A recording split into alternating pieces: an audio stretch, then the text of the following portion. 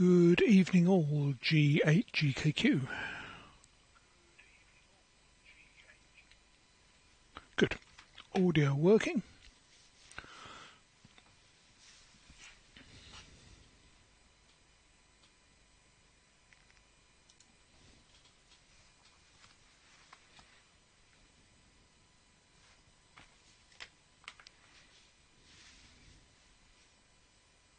Welcome to the BATC Thursday Evening Net. So far I have Jim G7NTG, Mike G0MJW, Colin G4KLB, Richard GI4DOH, and James G0DQH. If anybody else is around, please come up on the SL2 chat. Good evening to Tim, who I know is watching, as is Gareth in between kitchen building duties. And Keith, I will put you on the end of the list. So have you. Good. So that's 7 of us. Let's have no more than 5 minutes and over, please. Keep it fairly tight tonight. News, the only thing that's going on, CQTV is more or less there, just needs a few tweaks before we get it out, hopefully at the weekend. And don't forget there's an activity weekend on the 9th and 10th of April for 70 and 23 SEMs. Okay, Rob, we've probably got time to take you if you think of anything. Rob, come up on the chat. M0DTS. Okay, let's straight away pass it round to Jim. I've got a few things to show at the end, but G7NTG to take it first, and G0MJW will be next from G8GKQ and the BATC Net.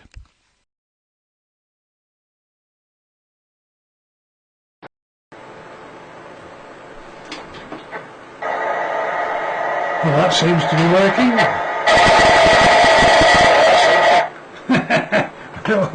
Feedback and rubbishy noise. Right, I have got a few things to show tonight. On the end here is the FT101ZD, which I've got transmitting, working nicely. After replacing electrolytics and microcapacitors and a lot of switch cleaning. So that's that bit of kit.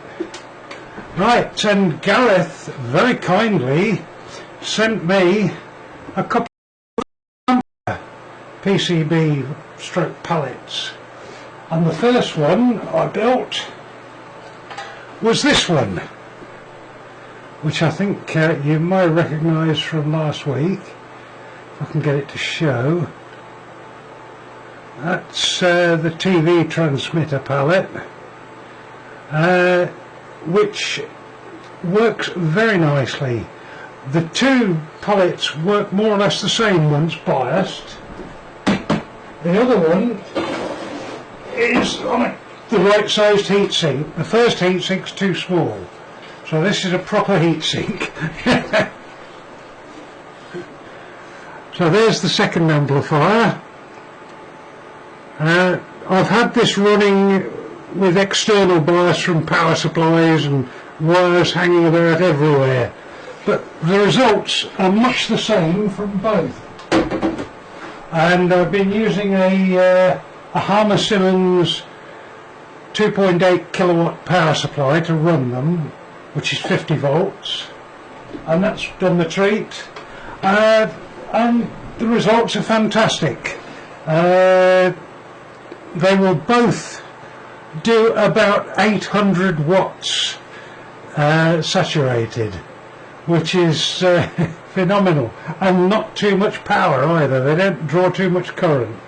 They're about 50% efficient, very roughly. Gain is 18 dB. When I ran them, this was running at 400 watts for about 6.5 watts drive, so nice and linear. and they drew 17 amps odd at 50 volts. So still a lot of work to do with them to actually check whether they're going to be okay for running DVB-T. And Gareth said DVB-S, so I can try that as well, but then I think they'll mostly be used for DVB-T or use as ordinary linear amplifiers with SSB. They'd be good on that. So yes, very good results. And if I missed anything, somebody can ask me when I come on later. So I think Mike might be interested. But I've got no idea what they've come out of. I don't know the bit of kit. I've missed a bit, haven't I? I don't think I was on last week, so I've probably missed that. So anyway, it's round to Mike now then. G0MJW from G7NTG with the group. Round to you, Mike.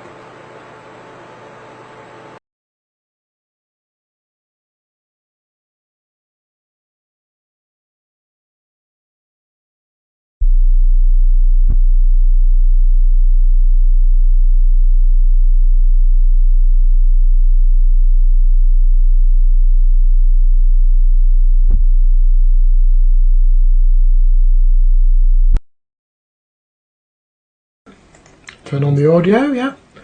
Everyone will have to turn those up because Jim was doing his Spinal Tap impression at the start, and he certainly had it up to 11.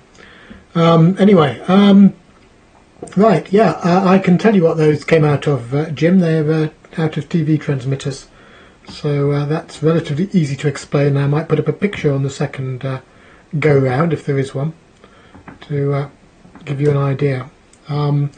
But there's something else I'm going to talk about, so let me get on with that and just go on to the bench camera first of all. Right, I'm not quite sure what that question is about on the chat, but so these are the various palettes. Well, they're not all palettes. The gold coloured one is the one that Jim was talking about, and the first one, and the second one is the other one. I'm going to zoom in a bit so you can see it a bit better by moving the camera. So sorry to Martin for unsteady cam. There we go. I don't know if that's focused. It looks focused. You can never quite tell with the C920. That's the one Jim was talking about. And here is the other one that Jim was talking about. And here is something I picked up in the Didcot Rally. And the useful thing about this is it's built on a copper base plate. A 6-watt amplifier. I would say that was overkill, but Mike CUL designed that. So there we go. And in the background there you can still see the amplifier module, which I haven't done anything on in the past week because I need to build something into it. So there we go. But that isn't what I was going to show you. Sorry about that, but I'm going to go to the Polycom now. This is something that arrived from the same place that big box that Jim was showing you, of which I have several now, came from, the heatsink. This is one of their other heatsinks, and they were wondering why they're not selling any of them. Everyone wants the ones that are really good, the casement ones, and they keep selling out. They'll have some more, so don't worry. But this is an alternative, and the good thing about this one is actually it's made out of plastic, and it's IP67 or whatever the word is rated. So it's worth looking at, I think.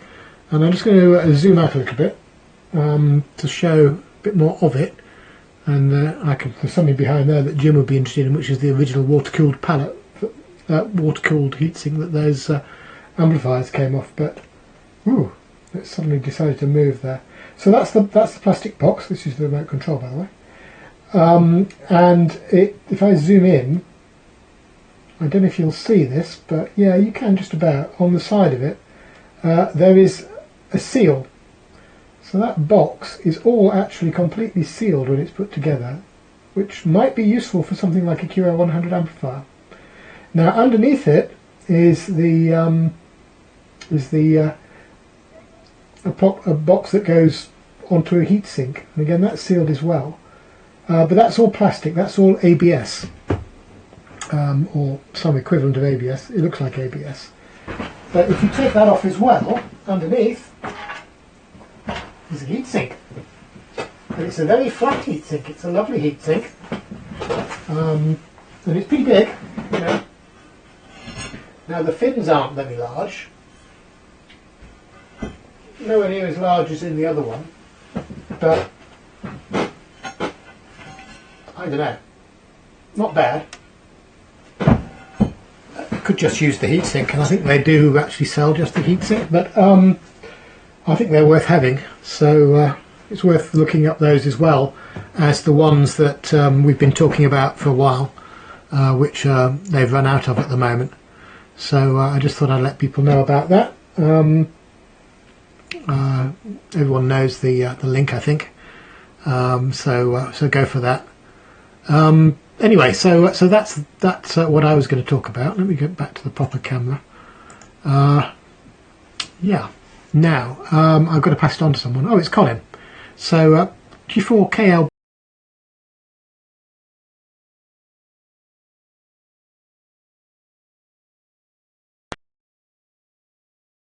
G4KLB G0MJW.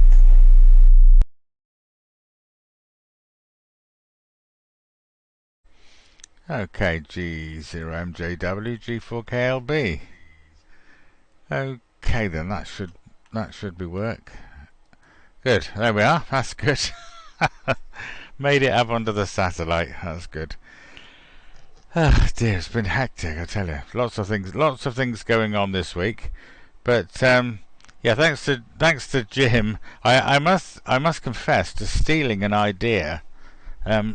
I noticed that Jim is using this particular box for amplifiers, and as you can see, I've utilised exactly the same shape and such like for this is Spectrum driver in this particular one for some intended portable operations on QO100. Incidentally, this heatsink came from the same seller on eBay, although it is twice the size originally. I think I've got some well, you can firstly you can have a look inside. That's the Spectrum driver. I like to cut out the bits and have the device and whatever it is bolted directly to the heatsink, so I just cut a hole out. And so that's it finished pretty much. So that's that bit. Heatsink. Oh, here we are. I've got some pictures of heatsinks here. I've got to take that one off first. That's the sizes. It was one big one, that size. I think I've shown this already actually, so I'll just show this real quick. There's so that gave me two heatsinks just to fit those particular boxes. And I shall also be using the casement type as well. And that's the that's the weapon that was employed to chop these up. Anyway, there we are. The tip of the day was WD-40. That was the thing. WD-40 as a lubricant stopped the teeth on that thing from getting blocked up pretty much immediately. So there we go. Right. Oh, Jim cuts the box out as well. Yeah, that's I prefer to do it that way. So that's good. So that's what I do with all of these. I've got another one for another purpose. Probably actually it'll be one of the amplifiers that Jim's has made before. I shall be completely copying that one. So that will be good. And I need I've got two other PAs for different things that also need boxes, and a couple of other things that are in the post that also will need this same treatment.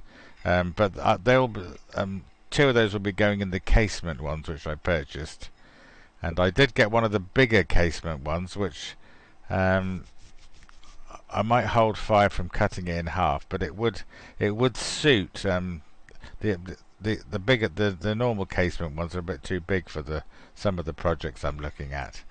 But I've already cut this heatsink. So this was twice this size, a little bit more than twice this size, but I wanted it to fit this. Which it pretty much does. You can see it fits it really well. So mainly because that's the size I cut it. So yeah, that works out really well. So nice little job there. So this is ready to go. I haven't tested it, but it's ready to go. It's gonna. Oh, actually, that's probably enough. Actually, isn't it? We've been asked to. I must remember I'm not on SQ and I must keep it short. So that'll do. Let me stop there and pass it to GI4 DOH and see how things are going on over there. So very good. Okay then, GI4 DOH to take it. G4 KLB.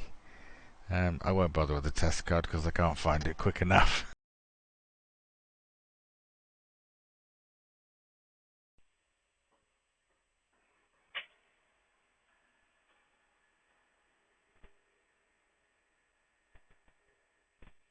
G4KLB of the group GI4DOH.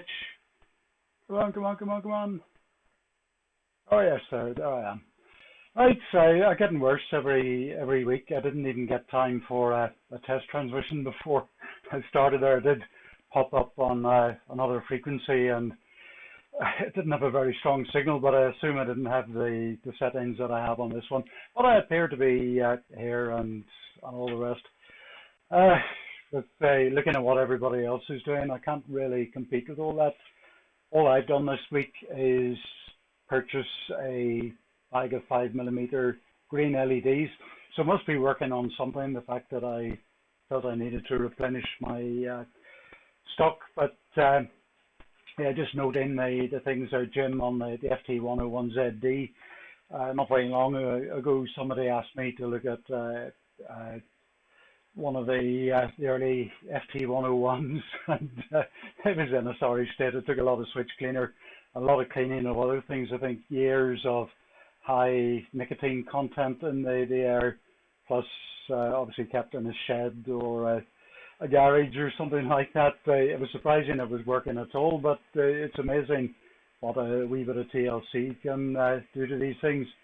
And it's interesting, Mike and Colin, that you're majoring on heat sinks and enclosures and things like that. That's something that I'm sort of short of, not having a background really in construction of that sort of thing. So that's the sort of thing as rallies get going again, I'll be keeping an eye out on. And I looked at the link on eBay there. I thought better than to start the purchase thing when I knew I was just about to come on next. So possibly in the next few minutes I might just go for one of those. With the main emphasis being on the AME stuff, that while I'm quite happy running 10 meters of whatever to the dish for 23 centimeters, as I migrate up to 13 centimeters, I really need to look at the dish, and certainly for 10 gigahertz, that'll be essential. So that looks like something I could package something into. So yeah, I haven't done a lot on radio this week. Younger daughter has been over for a few days, and I have to be nice to her because she's my transport for the forthcoming Cap 22, as she was for Cap 21. So I have to keep in her good books and carry her around when she's here. But she was surprised. She came to me the other day with my mobile phone, which had been sitting beside her, sounded like somebody talking on the radio coming through it. And indeed, it was our very own G4 XAT. Gareth and Dave, G4 FRE, were having an natter on ATV South. So I didn't want to sign out of Zello in case I could never remember my login, my log back in again, but I've now done that to stop that. So enough for me this time round. I think it's round to James G0DQH with the BATC group. This is GI4DOH.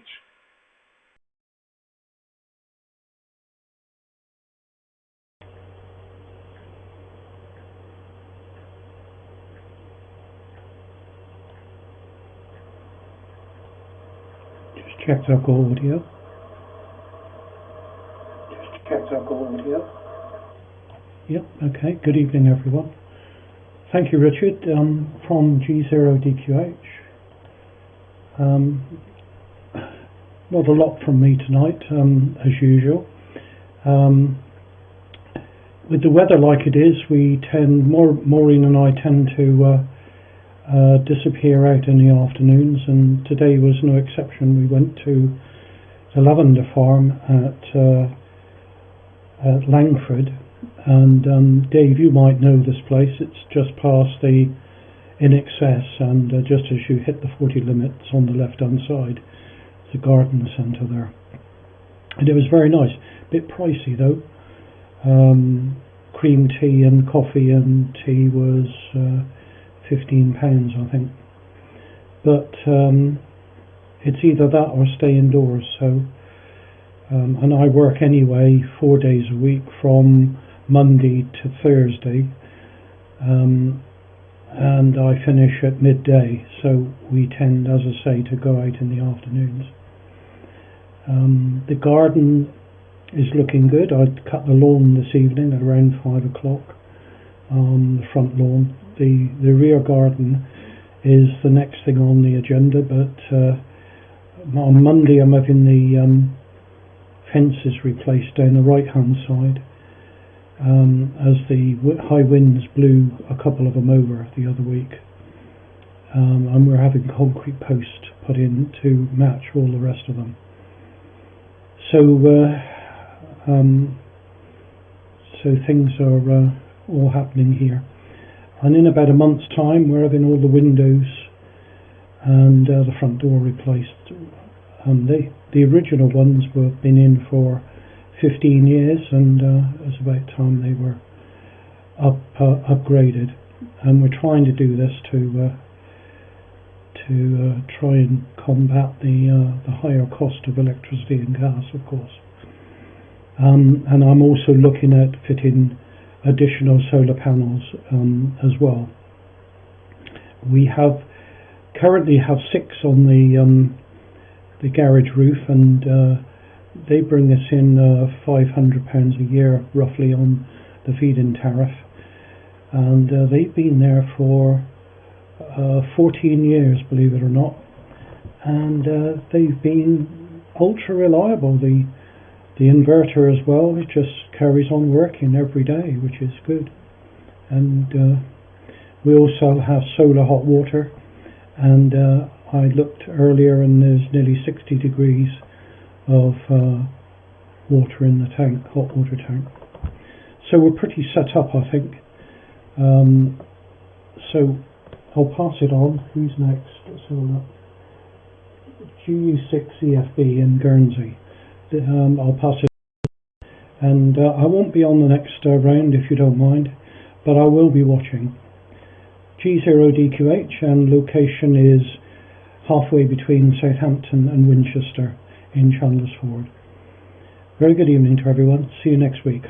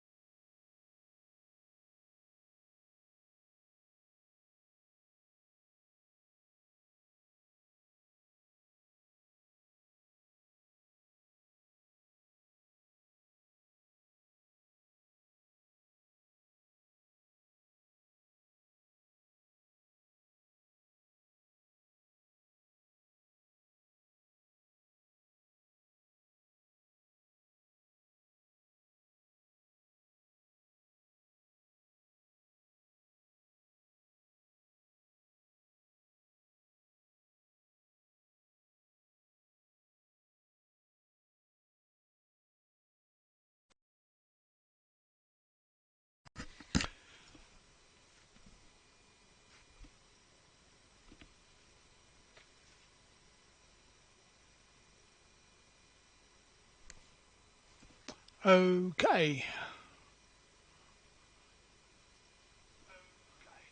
Yep, I do have audio, that's good. From GHGKQ. Yes, Keith, you only had audio there, no video, unfortunately. Sorry, I just need to kill that. That's it. Let's turn the fans off so you can hear me properly. Right, a couple of demos before I put the camera back on me. This is the Portsdown 5-inch screen. Mine flashes every now and then. I don't know whether anybody else has come across this. It seems to flash more and more often, actually. I don't know whether it's about to die or what. This is a new version of Band Viewer that works with an AirSpy R2. So this is looking at the satellite on the extended range. So you can going on. If we go back to the main menu, return to main menu, system.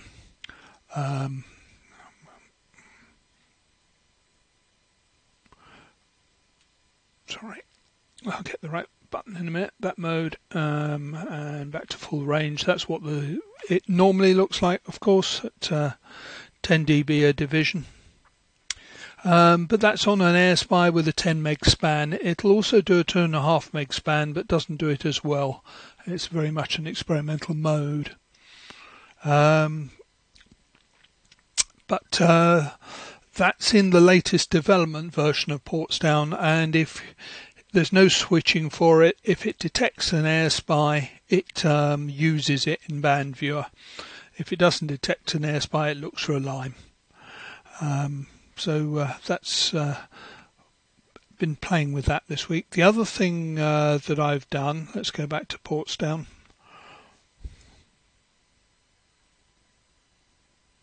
On the receive side, there is no tuner connected to this one, but I can show you anyway. Now, when you select receive, it briefly shows the touch overlay. You can bring it up in the config menu as well, so you know where to touch. So if you're confused about where to touch, top left is restart VLC.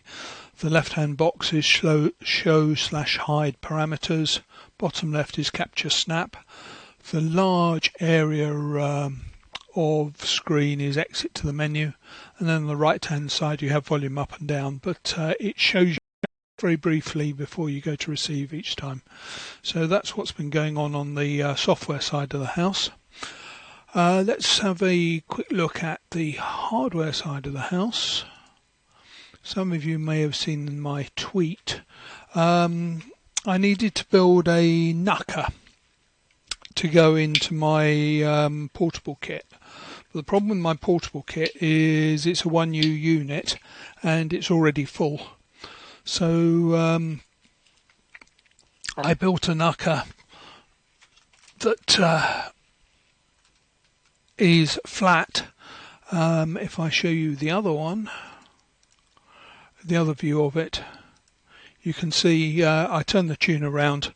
I didn't use any sockets on the USB module, and I've used low profile electrolytics and everything. And I've left half the components off because I don't need them.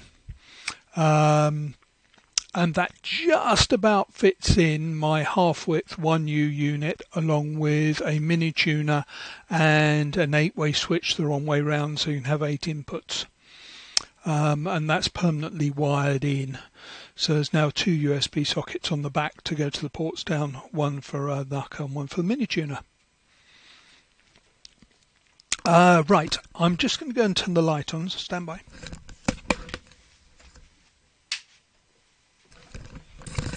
Having moved the camera, I can now go back to the camera.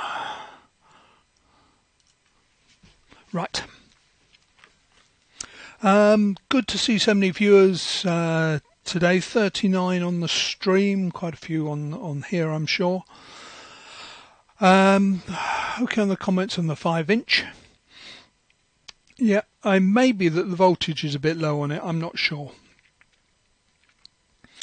The other thing I've ordered today is, or not today, this week, is a Polycom USB webcam that Mike pointed out. Hasn't arrived yet, but we'll see what that does, and we'll show that next week, I hope. James, yes, I do know the garden centre you're talking about. I have never been there. I've been frequenting the garden centre towards Andover this week, and so the garden has actually sprouted some plants, which has been today's job in between the hardware stuff. Good to see all the heat sinks and PAs. Yeah, it's not my end of the spectrum so much, although I'd probably need some more for portable. Right, so good to see some other stuff tonight. Background to Jim, G7NTG and the group GHGKQ.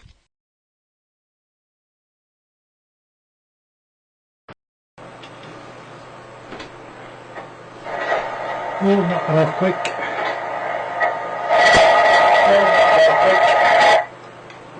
Right, thank you, Dave. Right, I was looking forward to having a look at the picture of that complete TV transmitter unit. I knew they came from a TV transmitter, but I wonder what the total power. I bet everything was run really well underrated, so just ticking along and last forever. So that's fantastic.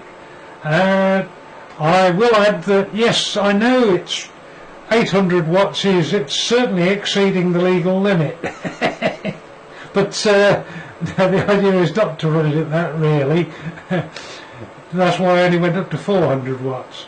But they seem to run at 400 watts for a long time with no problem, apart from getting very hot. So I should do more tests and see what can be done. And I'll also do some DVB-T and DVB-S2 tests and see what the shoulders are like at higher power levels, just to see. I know they're rated, as Mike said, at about 100 watts, but it'll be interesting to see what they're like at, say, 200 watts, which I think is possible. So we shall see.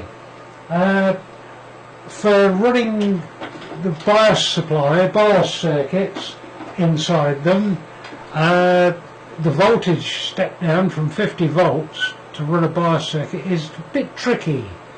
So I've got some old microwave modules, transmitter receiver modules.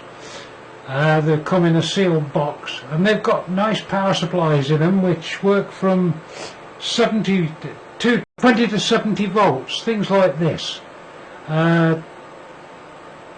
which the sort of thing I've used in both of them. They're very nice. That's like that one, and here's another one that's a little bit more meaty, but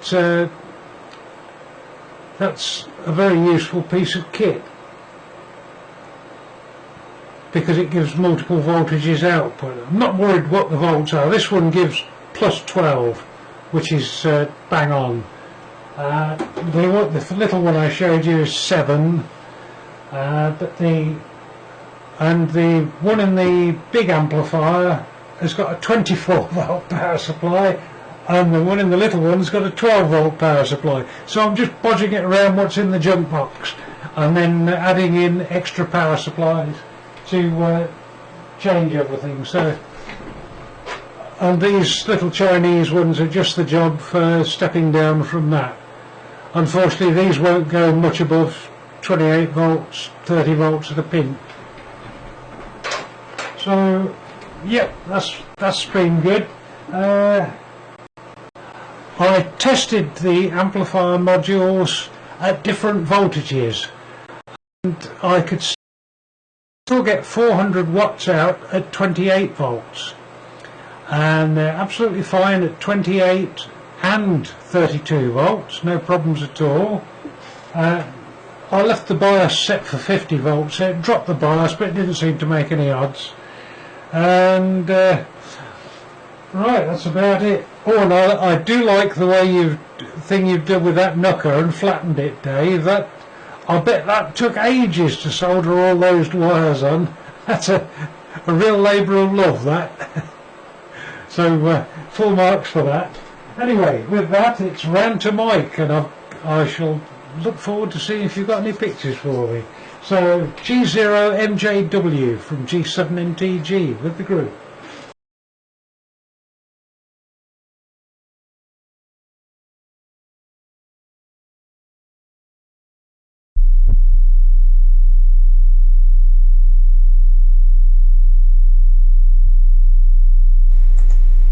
Right, hi Jim, thank you for that.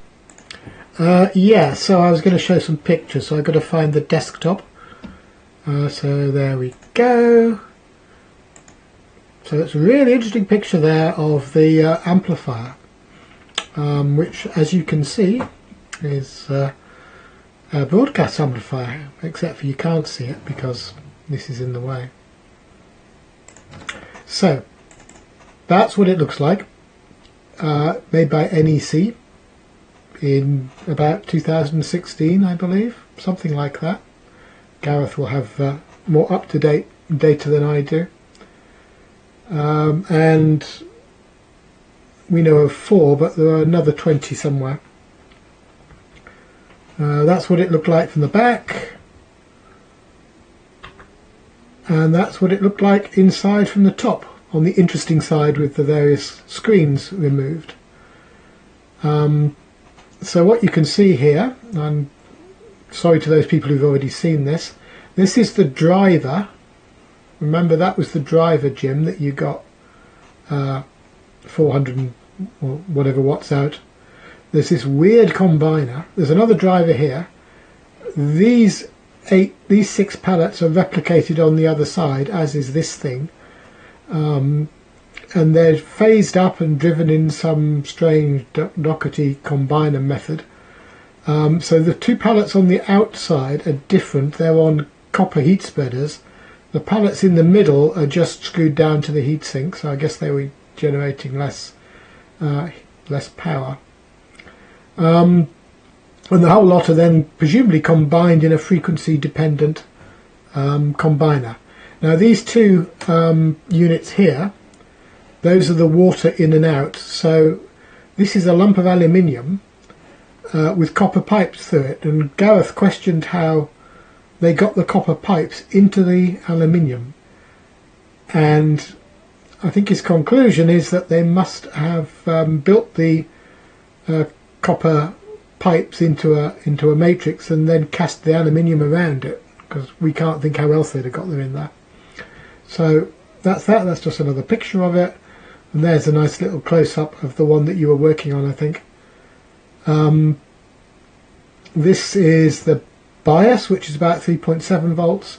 This is the DC in, which is nominally 50 volts, and I know, Gareth, that you put in other voltages and got different results.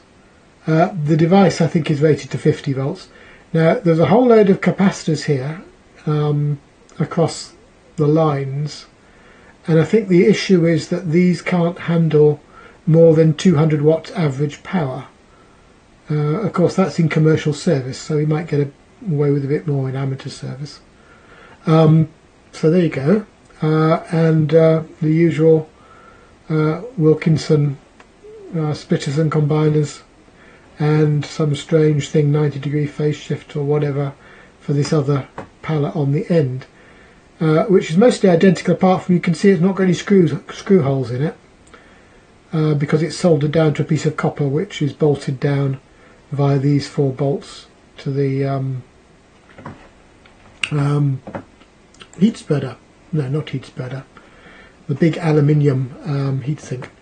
Now if I go back to Polycam, which is looking at this, this is what the box looked like originally in use. So you're looking at it from the top, and it's shielded from rain. So unfortunately, although it will work in Yorkshire, it won't work in Lancashire, where the rain comes up vertically or horizontally in, because the seals won't work in that direction. But in the other directions it will be fine, and there's plenty of holes. The other side's not got any holes in it for moving cables in and out. So, and this bit on the top is a window. And then if I just scroll out a little bit, or I'll zoom out a little bit more. So that's, you can see behind it is sorry about that, wrong button, is the block, the heat block, which was the original amplifier heat block, that silvery thing there, which you can see, hopefully. And next to it are the power supplies, which were also mounted on there. There are 3 of those, and they are 50 volts at significant numbers of amps, unknown at the moment. The amplifier itself was 1.2 kilowatts in service, so given it's 25% efficient at best, I would say those power supplies must be at least 2 kilowatts each. But I have absolutely no idea how to use them, so I've not done anything with them. I think Gareth had a few experiments, but I don't know how he managed it. Right, I just see "not quite" written down there. I'm not quite sure what "not quite" means, but I think it's round to Colin, if Colin is still there. Is that right, Colin? I'm not sure whether you said you were going or not, but that might have been James, who has been very good cutting the grass. Oh, the other thing I forgot to mention was that looks really interesting, Dave. The developments you've done on the port sound to use the 5-inch screen with the other receivers. I was joking about the pink wire, by the way. I knew what it was, and it was nice to see a flattened knucker. I could probably design a PCB that sort of does the 90-degree shift if necessary. But the idea was to keep it the same. But if we need to mount it flat, I guess we could do that. Okay. Right. So round to Colin then. G4KLB. G0MJW.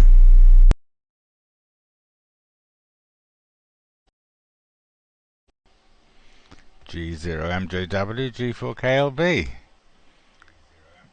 Okay, so I see we've all got different volumes, haven't we? We've all got different volumes. Difficult to make it all work, really. Right, okay then. Well, hopefully, I'll just actually need a little bit of volume, just to check my lip sync, which I believe now is somewhere near. If I can get... Yeah, that looks okay now. I had lip sync issues. I seem to be out of sync with everybody else. You might recall that an OBS update caused a bit of an issue, and people have had lip sync issues. Well, mine was absolutely fine until I upgraded to a version of FreeStream Code of version 2.78, and then it went out, and I had some issues. So I've been using a previous version, had no trouble. But with that version, then I started to get lip sync issues with this latest upgrade. So I've now switched back to 2.78, and it's all right again. I noticed there are several other newer versions. I didn't realise. I thought that was the latest. I hadn't updated it, but there are a couple of others. So I might trial those as well. The reason I've been looking into that is I've set up my laptop for portable usage. We're going to do a bit of a QO100 demo station. That's what the PA is for. It might be ambitious because I've realised that my Triax dish is not actually 1.2 meters. It's closer to 1 meter than it is anything else. So we might be pushing our luck a little bit, because the experiment I've done with just that Spectrum driver and got in okay was done on a 1.2 meter dish with a patch feed. So I've prepared this arrangement. I think I've shown this before, but this is as what I consider good to go. So I'll be trialing that from the van, hopefully before the demo occurs, and I'll probably just stick that one on. I've got a couple of I've managed to obtain a couple of more LMB holders, so I can stick this one in and see where we are, and then take some comparisons with this one. relatively easily. So we'll be having. I have never used one of these, and so I had some very good information last time I was on regarding how they should be set up, and I had made a couple of errors, but that should, by my calculations, should be right now. That doubtless it'll need a small tweak one way or the other, but should be there. I phased 2 dishes together. Yeah, how interesting. Yeah, we could do that. Dear oh dear. So that's so I'm not taking a 1.2 portable. I think Rob was saying that the biggest he takes is sort of 1 meter really. So I'll be closer to the 1 meter. So we shall see how that transpires. And then for those interested in the casement version, here is the casement version with the smoke window, as it now has become known, the smoke window. So you can see the smoke coming out or in or whatever. But this one is the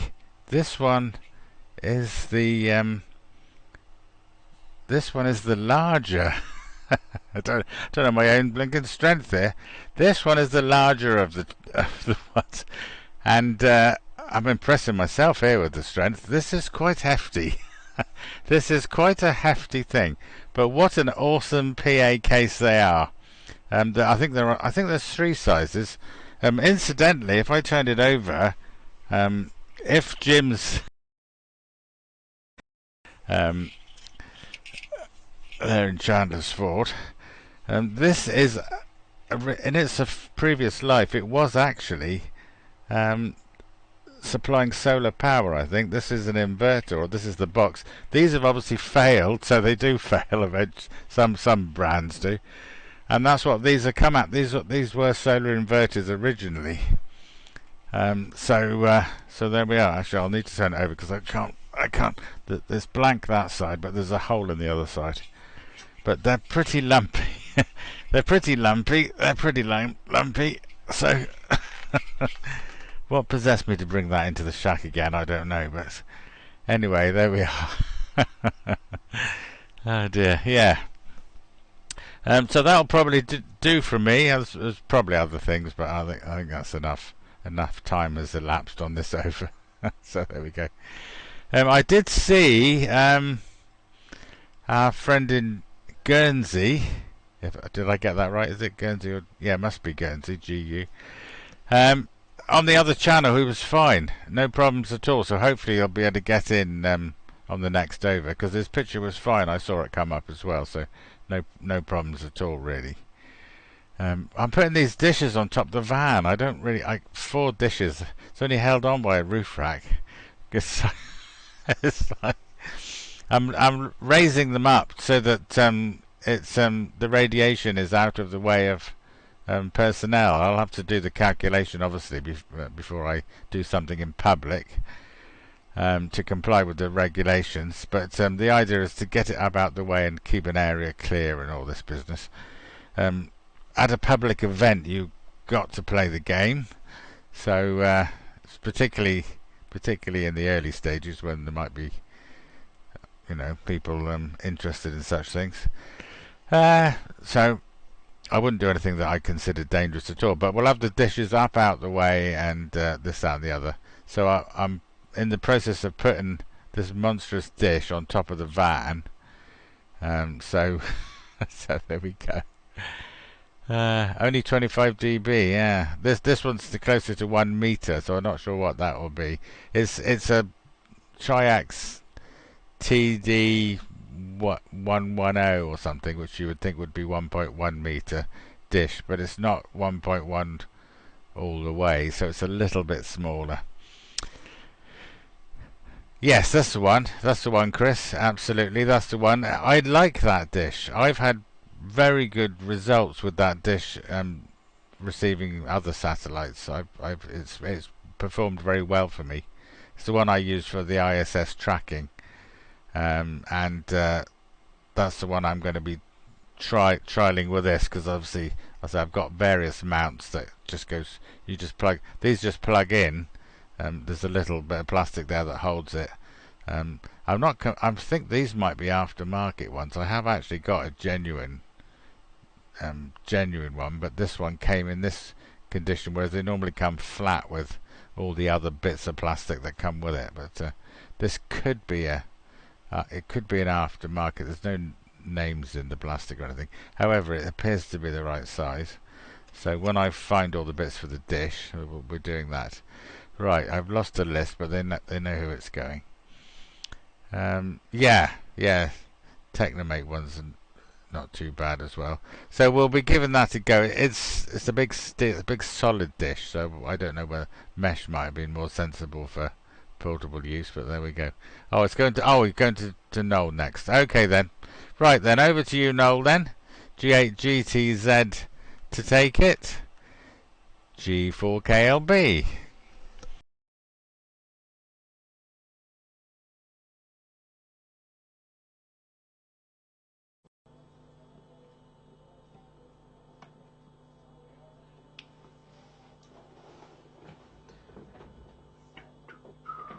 Evening everybody. Thought I'd pop up and just say hi. There's not too many on the net tonight. I'm sort of falling into the camp that I'm not doing much radio at the moment, so not too much to talk about. So it's sort of it's hard to keep waffling on. I think with the better weather here, I find myself being dragged outside, whether I like it or not, doing things like pressure washing patios and stuff like that. And I think the most exciting thing this week is I bought myself a lawnmower, a new lawnmower, a battery powered one. Very impressed actually. 36 volt battery, 36 volt 2 amp hour battery, 2 amp hour battery, lasts a long time. Very good. Bosch, of course. Is there any other make? So that's about it. Couple of points. One, I've just let myself in to give a talk at the local radio club on QO100 narrowband, and I just realised I don't actually have a PA for narrowband. So over the next few weeks, I should be looking for recommendations on what the recommendation is to yes, Justin, I tried that, she wouldn't, it was either no, I'm not going there. I mean, it's so long ago that I started going on narrowband, and of course I've always used the DATV amplifier. I really need a standalone narrowband amplifier, so I need to do a little bit of homework. I believe AMSAT do something. I haven't done and taken a look, but that's something to discuss. HV, yes, it's still going. I forgot to turn it on for the net the other night because I was out doing family things, but it's still there. I'm afraid it's not progressing as fast as I would like. Did you see that article on the Bison units? Just no, I didn't. One of the problems is I haven't paid any attention to any of this stuff that's going on with amplifiers because I haven't needed to. I'm working on the basis that I've got a Polish amplifier that works very well, and eventually when it packs up, there's always the second half of that. There's sort of a redundant spare in there. So I really haven't paid too much notice of the amplifier discussions. Little Sky amplifiers, okay. UK Microwave Group.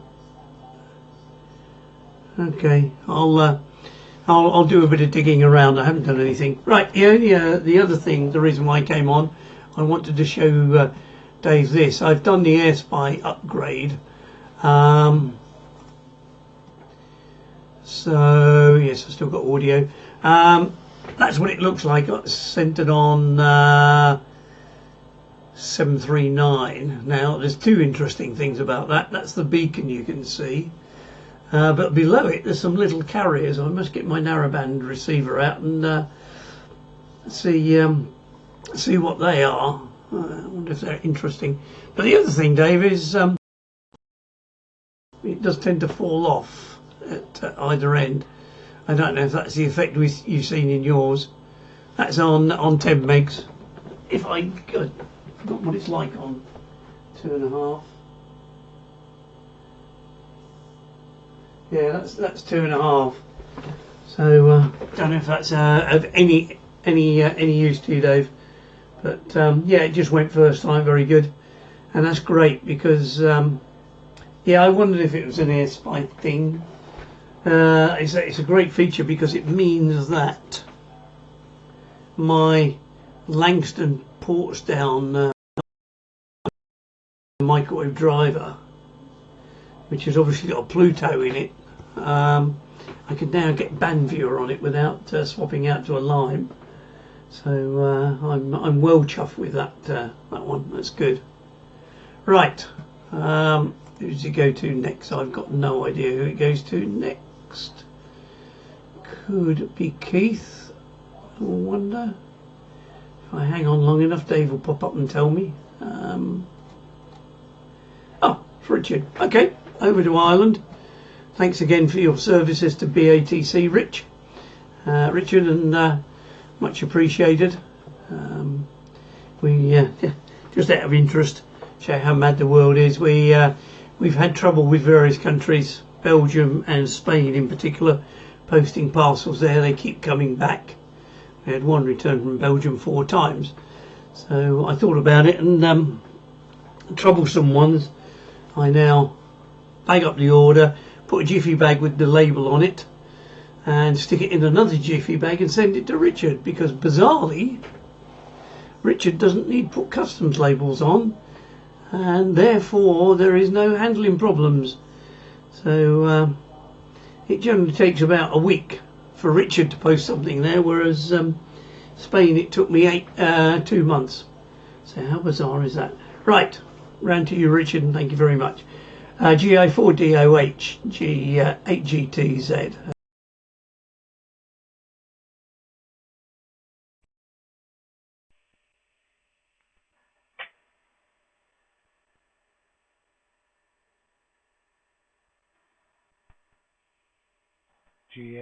GTZ with the BATC Net. This is GI4DOH listening for himself. Yes, I'm there.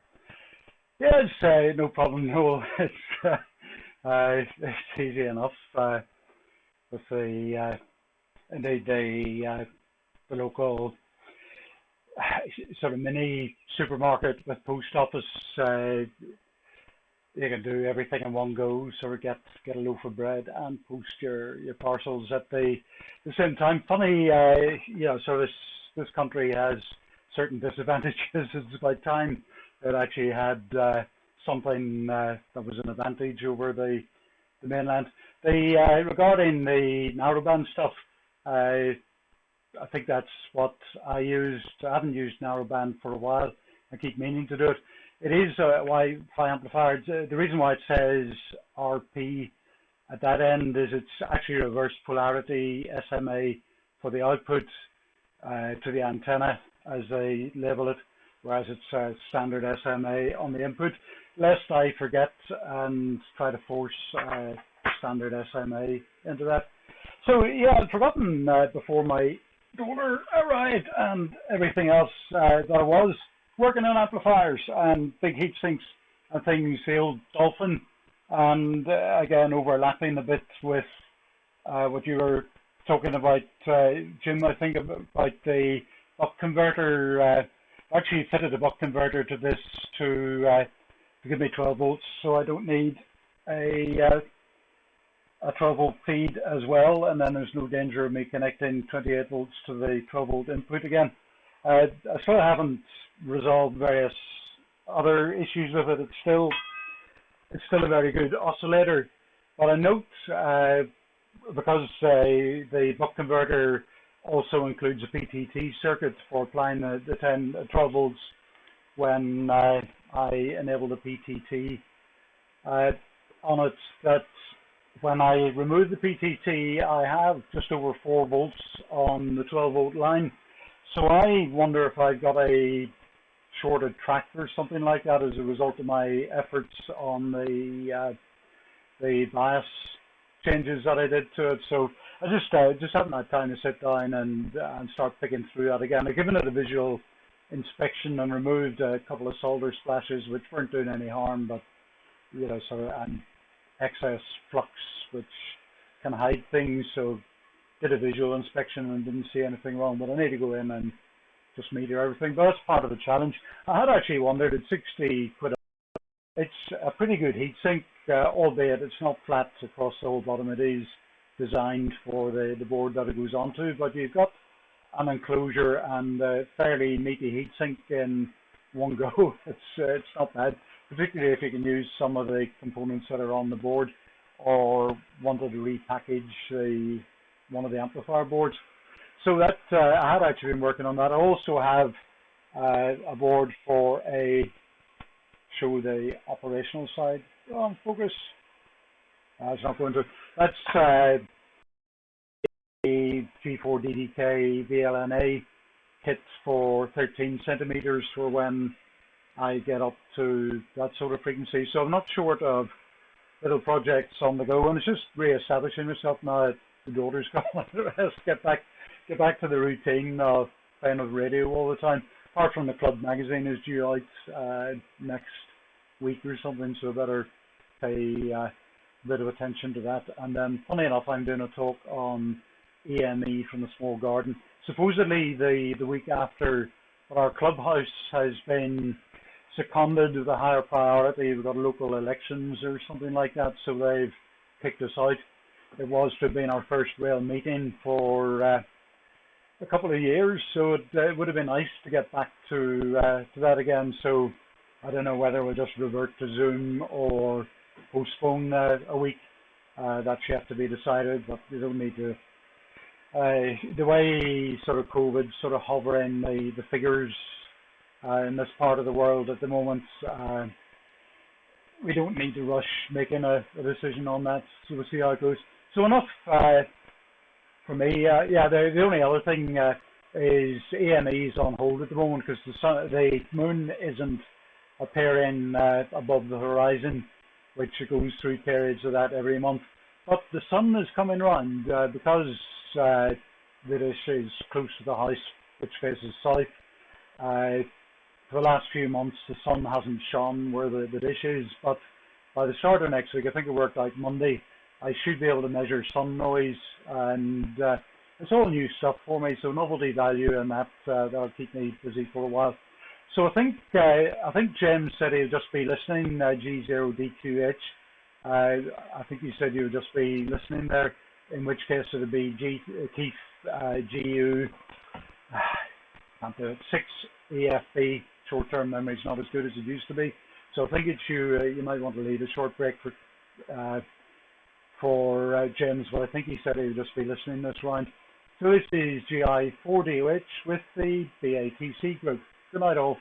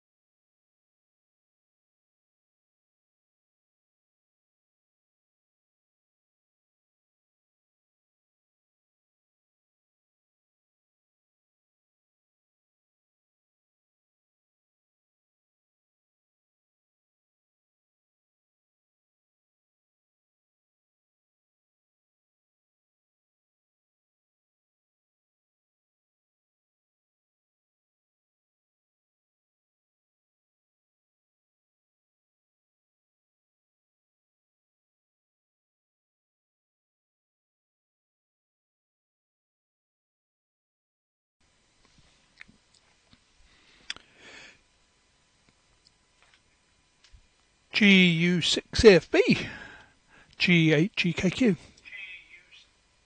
Excellent.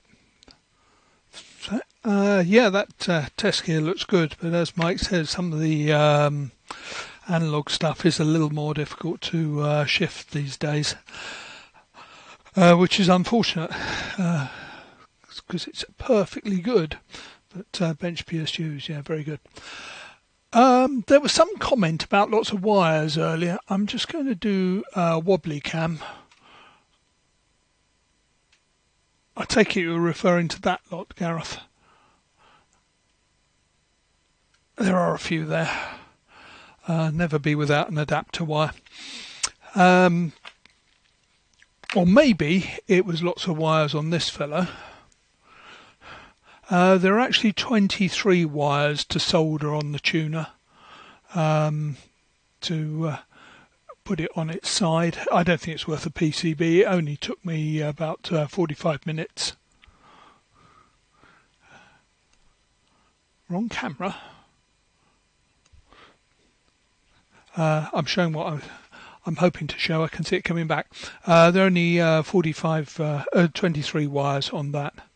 And I use some surface mount capacitors and stuff like that to keep the profile down. But I now need to sort out the right amount of attenuation. Okay. Yeah, I'm not sure what Gareth wanted me to show earlier. Back to that camera, which is transmitting. Good. 36 volt, 2 ampere hours, Noel. Sort of brains ticking over as to what you can do with that, but probably not a lot because it's not that much current.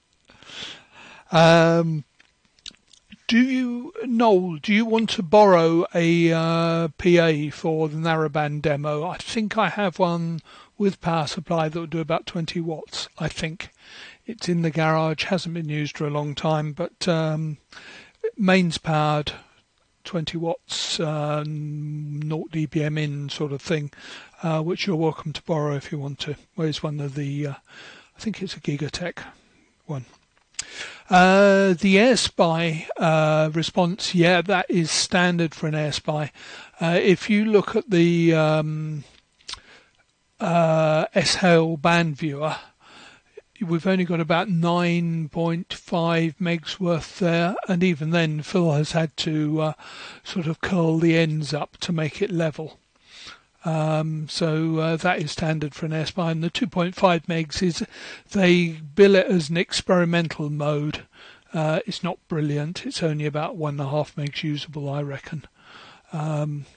I've got some ideas as how I might make things look better for a 5 meg span or 1.25 meg span, but haven't got there yet. So I think that's about it. Well, good to see all the PAs tonight. And that is some amazing amount of power. I'm going to stick with the Dolphin so that I can use it portable. Talking of portable, don't forget 9th, 10th of April. And yeah, the other date that's flying around is 19th of June for the Harwell Microwave Roundtable, which will be a good do. Okie doke. So thanks very much all for coming on. Look forward to seeing you next week.